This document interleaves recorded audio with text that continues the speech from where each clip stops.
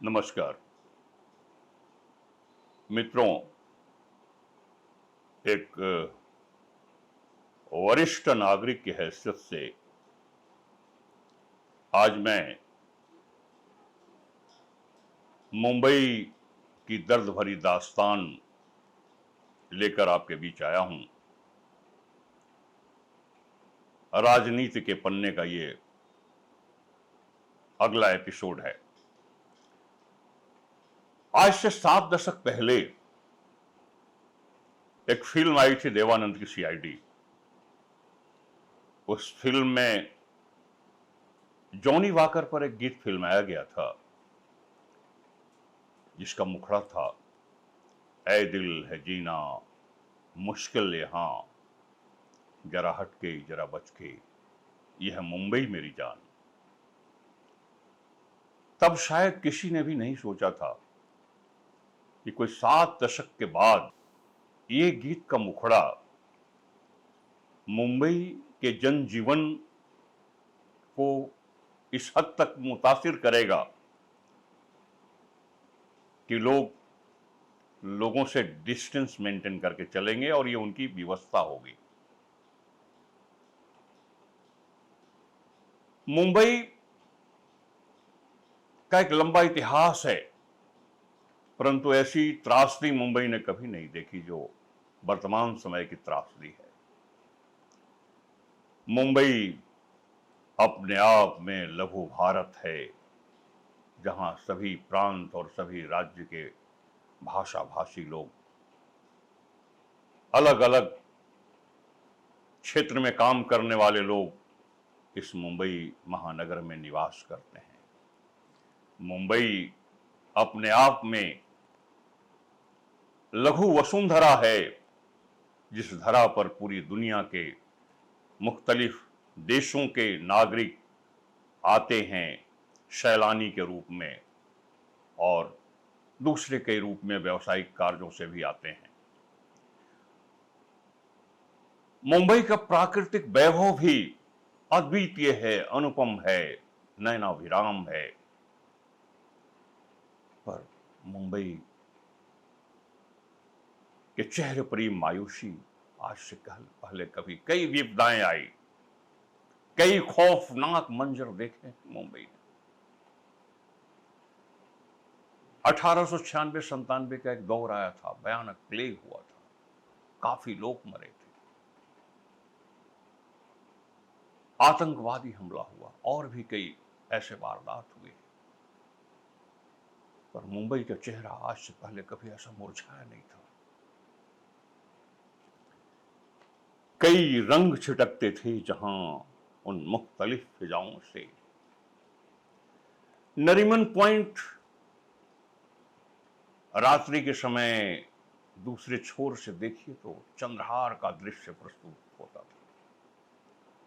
इतने सैलानी घूमने आते, उस दृश्य को देखकर मंत्रमुग्ध हो जाते थे। जुहू का तट और भी समुद्र के कई ऐसे किनारे, तो कई रंग छिटकते थे जहां उन मुख्तलिफ फिजाओं से धुआं से उठ रही लपट वहीं हर ओर अब चिताओं से। धुआं से उठ रही लपट वहीं हर ओर अब चिताओं से। हैरान हैं सब लोग ऐ महानगर तेरी अदाओं से। कोरोना ने सिर्फ मुंबई ही नहीं, पूरी दुनिया को मुतासिर किया है और देश के सारे महानगर लगभग इसी खौफनाक मंजर से स्थिति से गुजर रहे हैं। मुंबई की आज स्थिति ये हो गई है, अब जैसे दिल्ली है, दिल्ली के बारे में अरविंद केजरीवाल जी ने ये बताया कि 31 जुलाई तक ऐसी स्थिति हो जाएगी कि यहाँ 5.5 लाख कोरोना से संक्रमित लोग हो जाएंगे। महाराष्ट्र तो देश में सबसे अग्रिम है कोरोना संक्रमितों की दृष्टि से। यहां भी ऐसा ही एक खौफनाक मंजर है और आज भी काफी लोग इस महामारी से मरे हैं, शहीद हुए हैं। उसमें आम नागरिक भी हैं, उसमें काफी पुलिसकर्मी भी हैं और उनको तो शहीद ही हम कहेंगे जिन्होंने अपनी ड्यूटी को पूरा करते हुए अपनी शहादत दी है, संक्रमित हुए। स्वास्थ्य सेवाओं से जुड़े हुए लोग,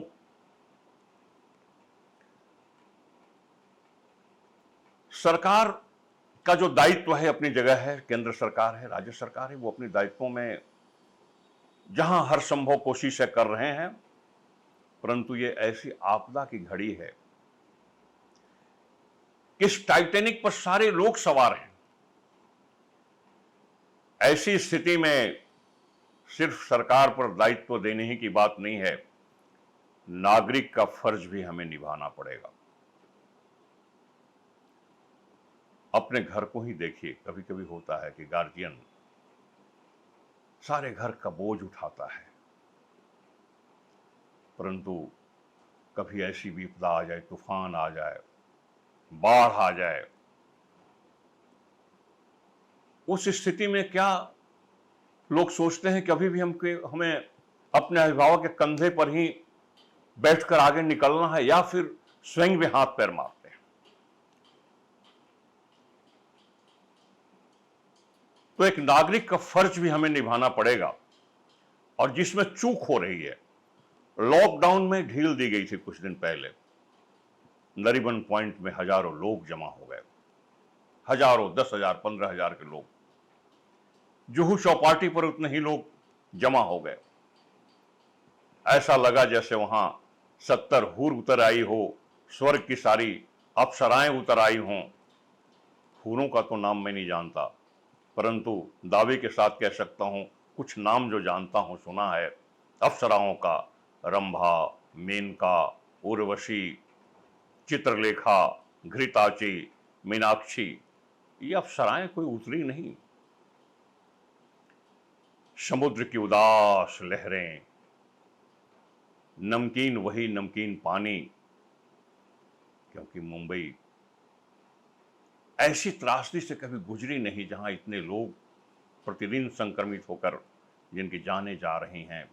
व्यवस्था चरमरा सी गई है, और इसमें बहुत बड़ा दायित्व, यदि नागरिक अपने दायित्वों से चूक जाएंगे, नागरिक कर्तव्य का बोध अगर उन्हें नहीं होगा, तो इसका परिणाम तो मुंबई तो फिर भी रहेगी, परंतु नागरिकों को भुगतना पड़ेगा। एक छोटा सा मंत्र है जो आपसे शेयर करना चाहूंगा। एकांतम निवासम अस्थग्नम प्रवासम, एकांतम निवासम अस्थग्नम प्रवासम, कर शुद्धिकरणम निरंतर प्रयासम। एकांत में निवास करिए। जैसे कि कोई एक विद्यार्थी स्टडी करता है किसी परीक्षा की तैयारी के लिए, कहीं जाना हो तो उस प्रवास को भी स्थगित करिए। कर शुद्धिकरणम निरंतर प्रयासम, हाथ बार बार धोइए। आसन योगासन नित्यम अभ्यासम, इम्यूनिटी के लिए बहुत जरूरी है, योगासन करें, अभ्यास करें, आसन करें। परिष्कृत करणम कक्षम आवासम, जिस कमरे में रहते हैं, जिस घर में रहते हैं, उसकी साफ सफाई का ध्यान रखिए। त्यज्यत व्यसनम अल्पम आहारम, यदि कोई व्यसन है, सिगरेट पीते हैं, मावा खाते हैं, तंबाकू खाते हैं, त्याग दीजिए, बहुत घातक है। और अल्पम आहारम, थोड़ा भोजन करिए, चूंकि आज तो सभी लोग बड़े अभाव में जी रहे हैं, यहाँ कई चीजें पैसे दे करके भी नहीं मिल रहा है, तो बेहतर है कि संयम बरतें। अल्पम आहारम, शुद्ध भावना लोक मंगल विचारम, शुद्ध भावना हो मन में और काफी पॉजिटिव सोचें। निरर्थक न विचरत हाटम बाजारम, कुछ दुकानें खुली रहती हैं, परंतु व्यर्थ जाने की आवश्यकता नहीं है। बंधुगण को ही दूर से नमस्कारम, बाहर से अगर कोई मित्र मिल गए तो दूर से ही उन्हें नमस्कार करिए। प्रभु नाम नित्यम प्रतिपल स्मरणम, जिनकी जिसमें आस्था है, जो खुदा को मानते हैं, जो भगवान को मानते हैं, जो गॉड को मानते हैं, अपने अपने तरीके से वो दुआ करें। और पूजा प्रार्थना निज घर में ही करणम, अपने घर में इबादत कीजिए, पूजा कीजिए, प्रार्थना कीजिए। और गर दुआओं का असर देखना चाहे कोई, गर दुआओं का असर देखना चाहे कोई, रब से औरों के लिए मांग कर देखे कोई, और बिन मांगे हर चीज उसे मिल जाएगी, एक बार तो सबके लिए मांग कर देखे कोई। आज ये जरूरत है, सबको सबके लिए दुआ करनी है। और इस स्थिति में हमें इतना करना है, क्योंकि कोई भी वैक्सीन नहीं निकला है, कोई मेडिसिन नहीं है, डिस्टेंस मेंटेन नहीं हो रहा है, इतनी भीड़ महानगरों में, और लोग निरर्थक रूप से कर रहे हैं, जिसका खामियाजा सभी को भुगतना पड़ेगा। अब बहुत सारे लोग मुंबई से छोड़कर चले गए, विविध क्षेत्र में कार्य करने वाले लोग, परंतु मुंबई कहां जाएगी? गेटवे ऑफ इंडिया कहां जाएगा? नरीमन पॉइंट कहां जाएगा? ये तो अपने स्थान पर ही रहेगा। और जिसे इससे स्नेह है मुंबई से, मैंने मुंबई को कई रूपों में देखा है, टिकट तो मेरे भी बने हुए थे, मेरा गृह जिला तो ग्रीन जोन है, परंतु मेरे मन में एक टीस है कि जिस शहर में इतना आनंद पूर्वक मैंने समय बिताया है, उसके चेहरे पर इस उदासी के रूप में छोड़कर मैं नहीं जा सकता जब तक इसके चेहरे पर मुस्कुराहट नहीं आ गई। मेरे मुंबई में मेरे काफी मित्रगण हैं। मैं ये चाहूंगा कि एक नागरिक का दायित्व तो आज हमें बहुत ही संजीदगी के साथ पूरा करना है, और पहला दायित्व यह है कि जो भी हेल्थ डिपार्टमेंट के द्वारा, सरकार के द्वारा निर्धारित है, कम से कम उसका पालन तो जरूर। ये त्रासदी आई है, चली जाएगी, परंतु ये ना सोचिए कि यह केवल किसी सरकार की परीक्षा की घड़ी है। सरकार कौन है? सरकार तो हम ही चुनते हैं, आप चुनते हैं, हम चुनते हैं, और हमारा भी कुछ दायित्व तो बनता है। ये मुंबई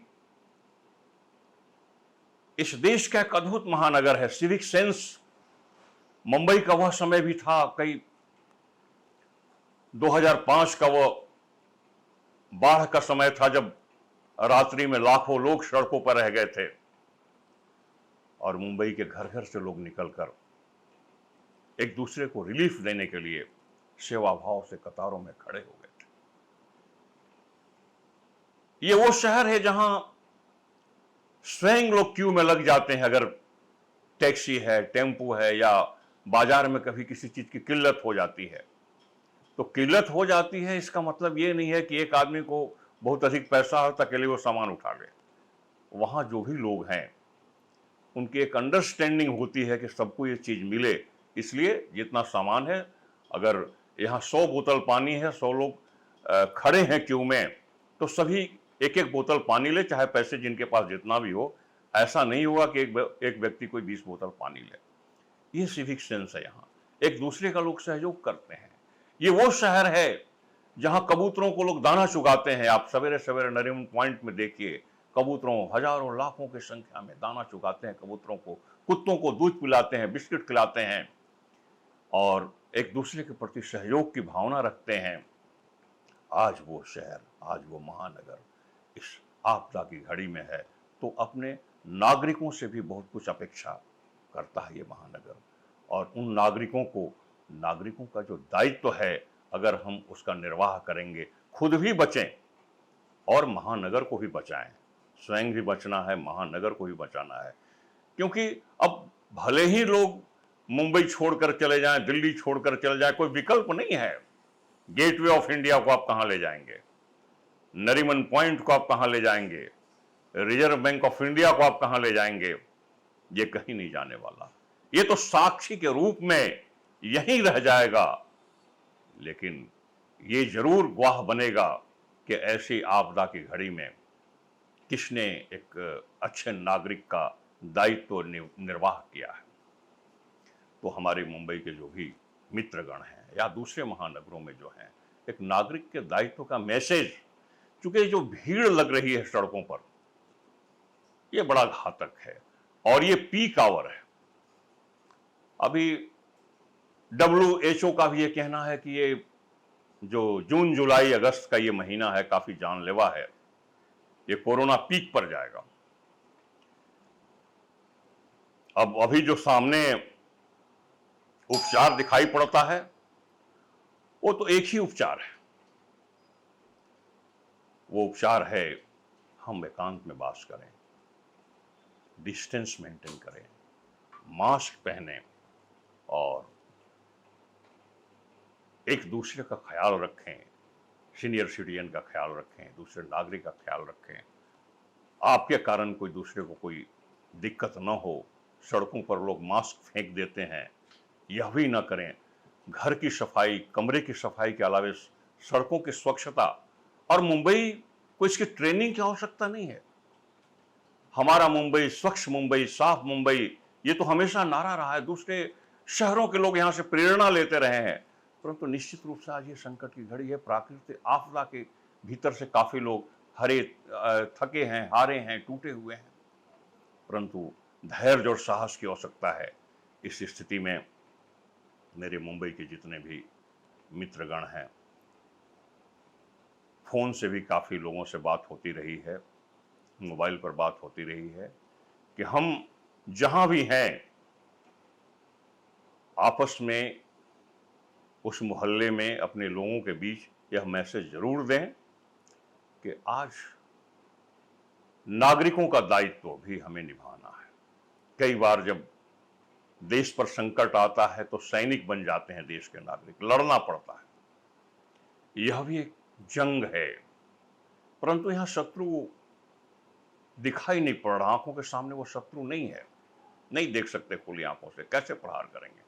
तो जो इसमें उपचार बताया गया है उसको फॉलो करना है, और हम एक कामना करें, मंगल कामना करें कि हमारा ये शहर, ये महानगर, हमारी ये मुंबई फिर उसी मुस्कुराहट के साथ प्रस्तुत हो दुनिया के सामने, जो अपने आप में एक लघु भारत है, जो अपने आप में एक लघु वसुंधरा है।